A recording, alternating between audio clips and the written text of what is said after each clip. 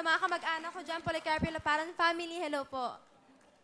Okay, and then, ano ka naman? KNTMNL? Ano yan? Kent, Manila po. Kent, Manila. Yes. Galing ah. So, ilang views to? 50 million views. Ano yun? Ano yung ginawa na yan? Ang title nun, Tamang Hinala. Para sa mga tamang hinala dyan. Oo, lalo na yung mga lalaki. Mga tamang hinala talaga yun, di ba? Magandang usapan Kami na to. naman, puro lalaki to. Puro lalaki. Bakit? Bakit ang babae ba? Hindi tamang hinala. May hinala talaga kami sa inyo. Di ba? Kaya hinala ang mga galaw nyo. Yung mga babaeng nagte-text ng pasimple. Oy, yun na may hinala ka. Will, kapag naghinala yung babae, totoo na yun. Hindi yun tamang hinala. Totoong hinala. Sige. Kent, Manila. Ano, sabi? Parang Will, papalagang ko pa ba? Wag. Maging gentleman tayo. Pero ang pagtanggol mo, karapatan ng mga lalaki. Hindi naman lahat ng lalaki ganun.